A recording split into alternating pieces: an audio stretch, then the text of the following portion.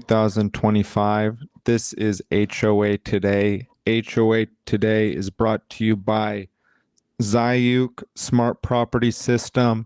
Zayuk is a property technology application and inspection service that is specialized towards HOAs and condos. Decentralized property ownership is a difficult system. When you buy a condo, when you buy a property in an HOA, you are purchasing into a business, a community association management or community association, or a condo association. If you're in New York, possibly a co-op, but you are purchasing into a decentralized asset ownership business. And how you should approach your ownership is not obvious. It's a fairly difficult system, and understanding what you're buying into. So you're buying into a business. A lot of times it's specifically for the purpose of living in that area. Possibly you want to rent it out, but regardless of whether you want to live there or rent out your property, understanding the rules, understanding the hygiene of the property, whether that be its financial hygiene or its asset hygiene. When I say asset hygiene, I mean, how is the quality of the physical objects? Is the roofing good? Curb appeal. Is the sidewalk and asphalt cracked? How is that system running? And getting the specific specific documents when you want to purchase into a business like that, when you want to purchase a condo or a home in an HOA, is important. And it's not obvious. It's one of many parameters that go into buying a home. So this Zayuk assists owners and managers to better maintain the information of their property with their property. So today we will go through a few current events in homeowner associations. So this is from the Chicago Sun-Times, quote, "Old Town Condo Association sues developer Fernhill over 36-story residential tower," unquote. 1660 North LaSalle Drive wants to permanently stop construction. The condo association at that address wants to permanently stop construction against a loop developer in the city of Chicago against a 36-story residential tower.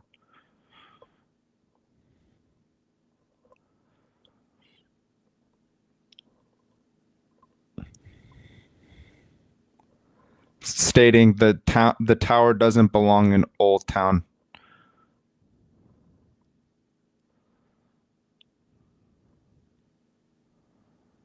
The project was approved by the Plan Commission in February.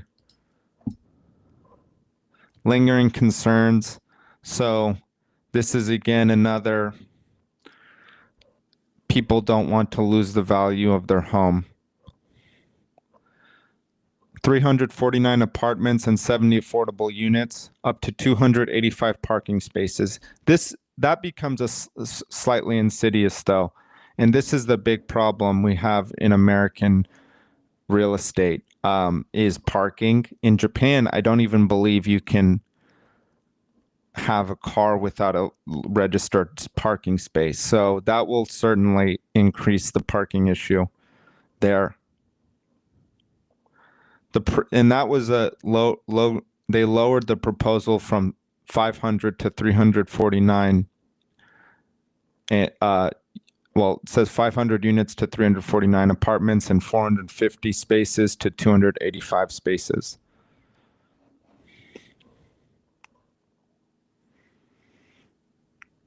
It was approved by the zoning committee.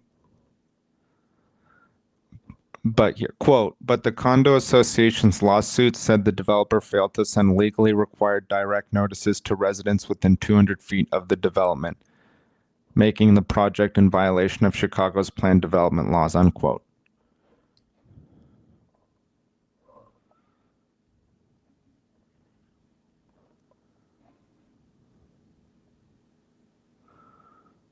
the zoning meetings weren't made public and quote unquote effectively usurped the community engagement process, which I believe we spoke about yesterday. You don't necessarily, that process isn't, they don't, the consideration, that process, I don't believe the city needs to consider it. Traffic congestion, architectural incompatibility, pedestrian safety, loss of light and air, permanent shadowing of amenities like its pool and sun deck.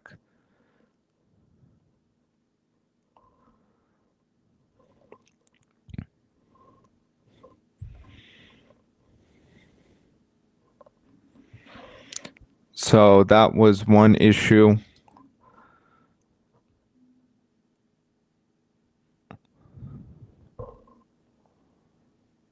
And then here is another story from CBS News, quote, Brickell condo owners sue association over alleged short-term rentals, unsafe conditions, unquote. More than 30 families filed the lawsuit against the board, allowing illegal short-term rentals, hotel-like environment, compromising the safety of residents. That includes wild parties, strangers, repeated disturbances, loud parties, decline in security enforcement.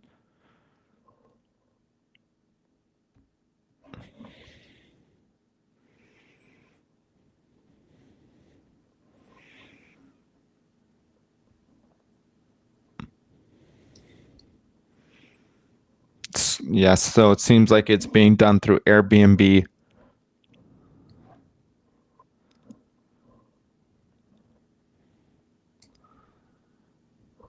These short-term rentals have become a huge issue across the entire world, I would say, because they directly take up what should be long-term residential units.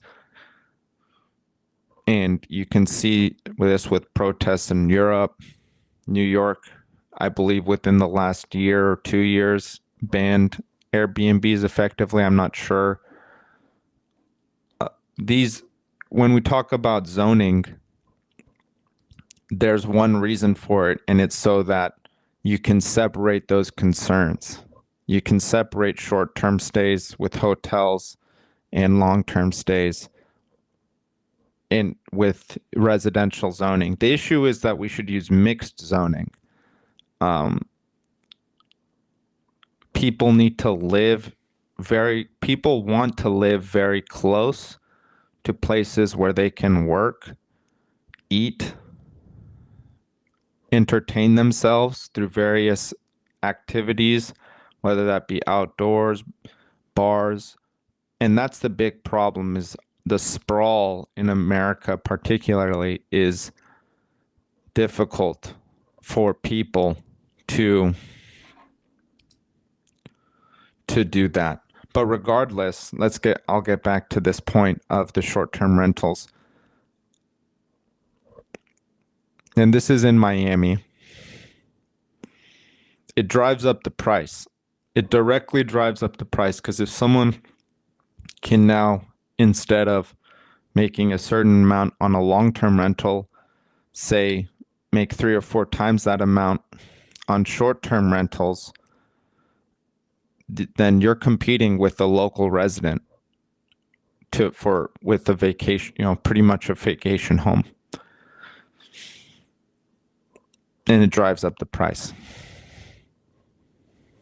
And this as well, when you have people who aren't invested, so say these people come in for 2 days versus someone who's going to come in for 9 days or 9 months, someone's going to be there next month and the month after and the month after. They're going to be more conscious, and possibly they're going to renew their lease, so they'll be there another year. they're going to be more conscious of the way they act versus someone who knows I'm out of here in 2 days or 1 day. You know, I couldn't care about anything in this place.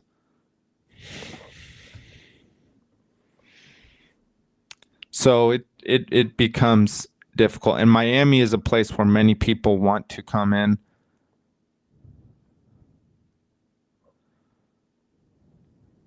And it seems that this is unlawful within the building.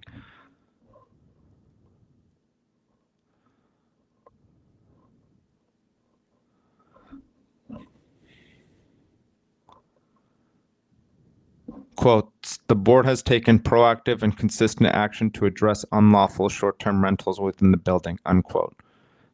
Quote, this includes enforcement efforts consistent with the City of Miami zoning code, Miami 21, and the association's declaration. So let me just find out what that is in context of short-term rentals. And I'm asking this through ChatGPT. City of Miami zoning code, Miami 21, and the association's declaration.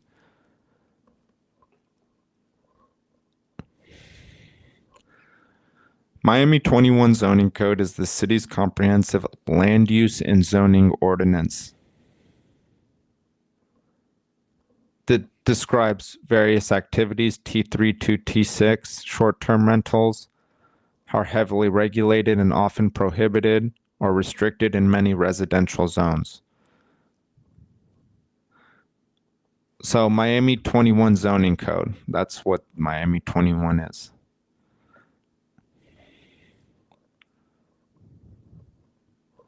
T6 urban core, mixed use, only certain ones are mixed use. And zoning permits must be obtained.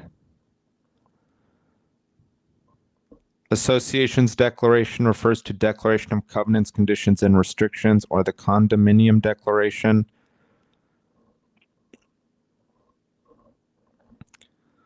Even if Miami 21 permits STRs, the association can restrict or ban them entirely. So that's what that means. Short-term rentals, especially in a condo association, is very difficult to handle. So here we go with another article, WXYZ, Detroit WXYZ, Southfield condo owners fight HOA over oppressive 63% fee increase, unquote. Planning legal action against their association. Ballooned 63% at the Cumberland condominium HOA assessments. Everyone was in shock.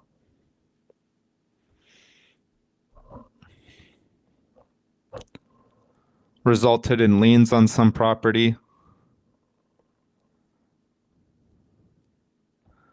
Difficult financial choices for, quote, retirees on fixed incomes, unquote. Yes, and it seems their electrical panels were outdated and posed a fire hazard, and that would likely result in their insurance increasing.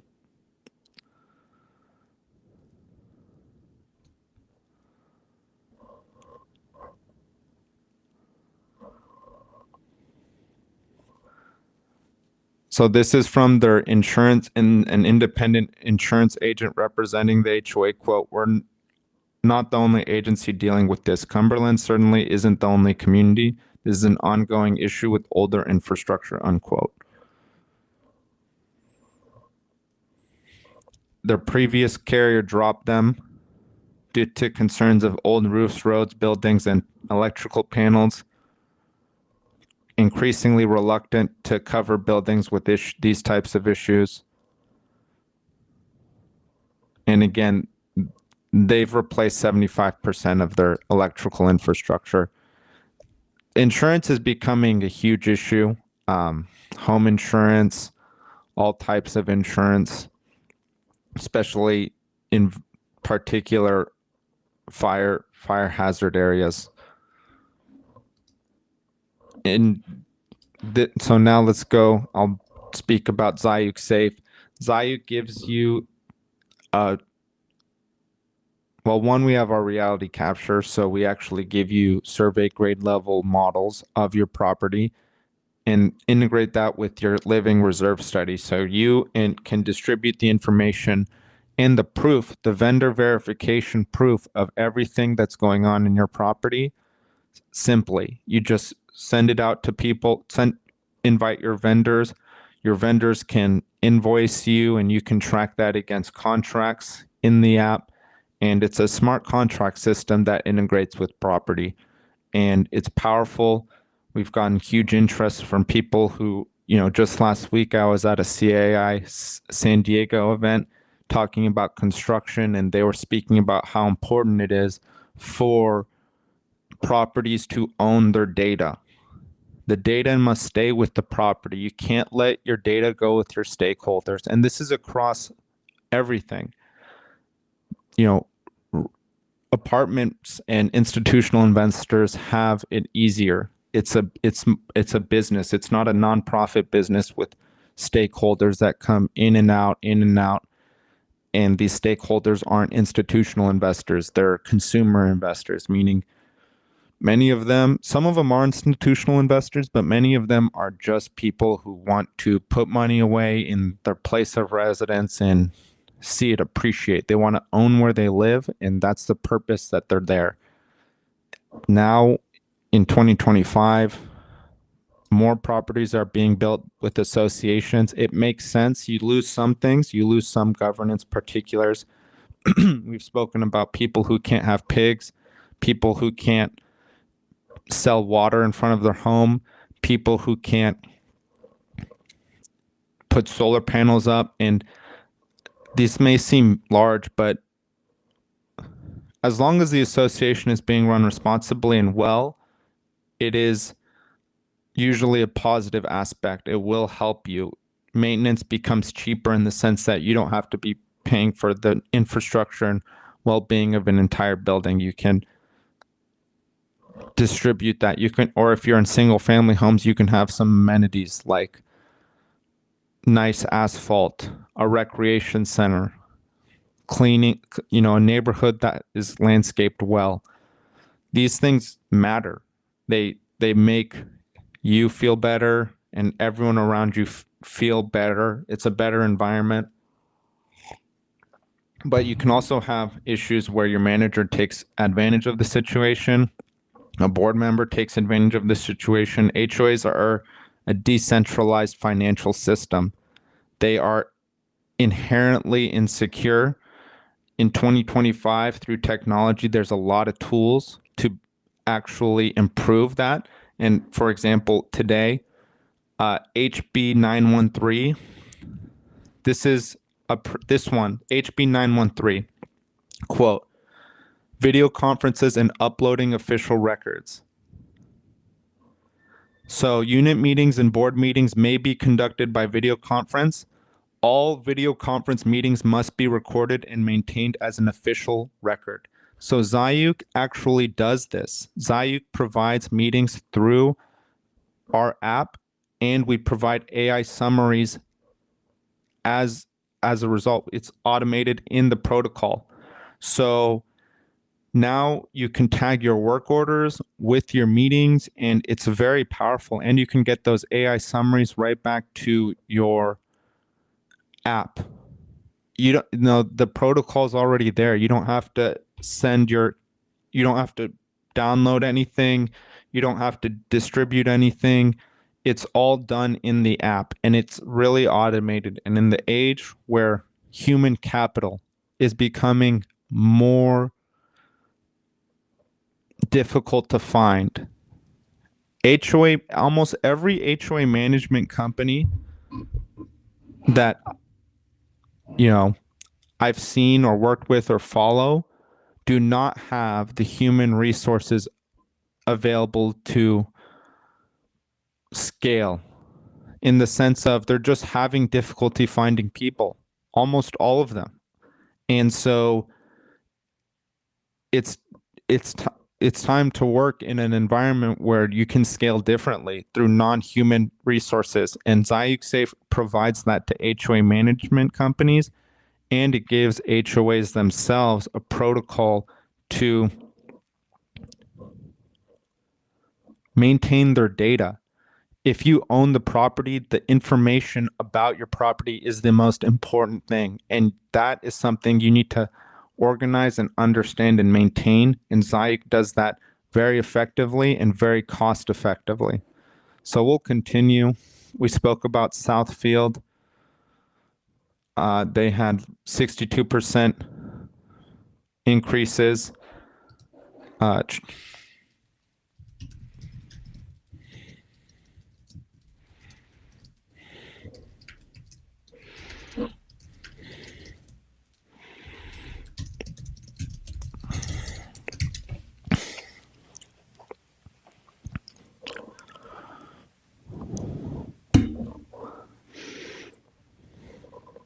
So I just asked ChatGPT what are max HOA assessment increases in Michigan, California, and Texas. California, under Davis Sterling Common Interest Development Act, cannot increase more than 20% without a vote of the membership. And then special assessments cannot exceed 5% of the HOA's annual budget per unit without member approval. Exception, emergency repairs or natural disasters. Texas, less regulated at the state level. Texas has minimal state regulation or HOA assessment increases. Instead, no specific statutory cap on how the board can increase dues or assessments unless they're imposed by the governing documents. Texas Property Code 209 does require certain budget transparency and notices, especially for larger associations over 60 lots. And Michigan is the same, does not impose a statutory cap on HOA assessment increases. So that is just California, which has a 20% annual cap. And California recently also added a fee cap. So their fees no longer, associations, I believe, are capped at $100, and there are still question marks as to various aspects of that $100 capping fee.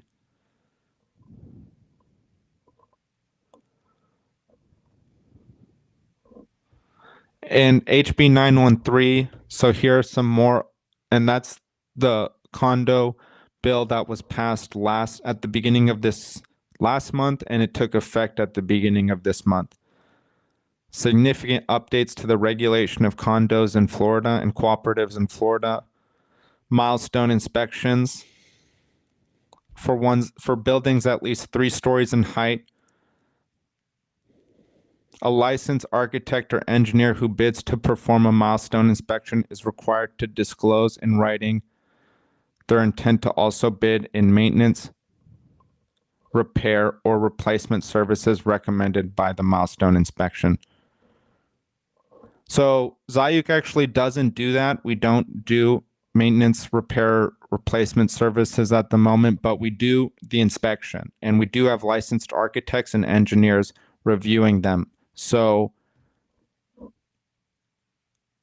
use us. We are one of the few. I don't think there is another property technology company business, and I'm not going to quote, I do not know that for sure, that does inspection, does a reality capture, and integrates that with your general prop tech app technology. And customers find it really, really powerful. So if you're in Florida, and if you're an HOA manager in Florida and you have many condos or buildings that are having issues over 3 feet, over 3 stories, reach out to Zayuk, reach out to me, and we can speak about getting inspections and creating capture so that information can be documented, but not just documented, easily accessible. This is one thing that a lot of people in technology, maybe in technology, but in operations and information security, accessibility is important, and it's not an obvious mechanism. It's not obvious how you make information highly accessible. It's difficult. It takes some intuition. All right, so we'll continue on SB 913.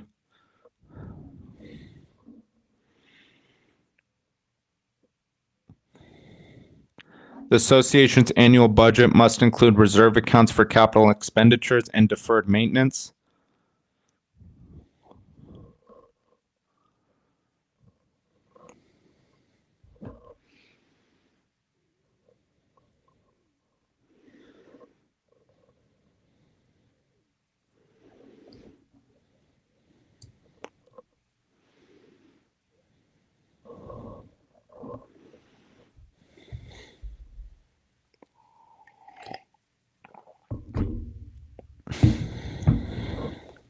The reserve funding portion is fairly complicated, so I'm going to read it directly. Quote, for budgets adopted on or before December 31, 2028, if the association has completed a milestone inspection within the last 2 calendar years, the board of directors may temporarily pause reserve fund contributions or reduce the amount of reserve funding for the purpose of funding repairs recommended by the milestone inspection, unquote. I believe this was in response to the changes of reserve requirements being too quick, too not possible. Many condo associations were getting very stressed about this, and they had to adjust the law accordingly. So 3 more.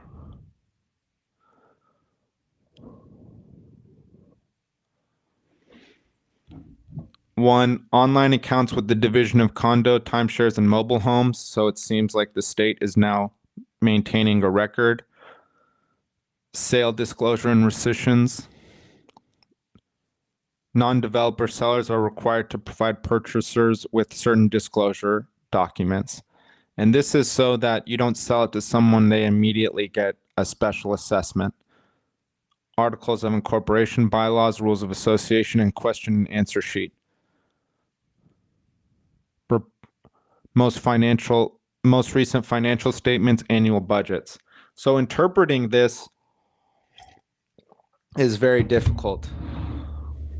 And it's very important to understand. I'm probably just going to do a video on it. When you buy in an HOA, what do you think about, what do you do, so that you don't get, I'm not going to say the word, but something bad. So sales decisions and then e-voting.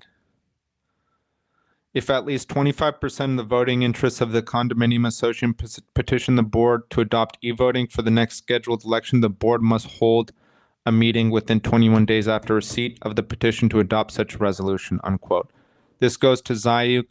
Zayuk has surveying, has voting. We have electronic voting. We have board level voting. We have entire association level voting. And then we distribute that voting by the type. Do you want it anonymous? Do you want it non-anonymous? So it can be configured to your needs, to your association's particular vote. And so in addition to having the governance features where we display laws, we have a voting system as well. And it is so powerful. It's such a powerful feature. So we'll end that with HB 913.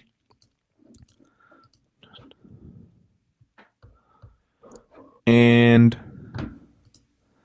we're probably going to end this live stream now and possibly come back later today or tomorrow. Thank you, everyone. This live stream was brought to you by Zayuk, specialized for HOAs and condos, whether it's voting, collections, invoice and contract management, various other HOA-specific tools like reserve studies, or if you just want to create, if you need your reserve study inspection done, contact Zayuk. We have an inspection service that does a survey grade level reality capture to give you and your owners and your managers and your vendors the tools to visualize and comprehend your property by its actual dimensions. Thank you so much. Have a great day.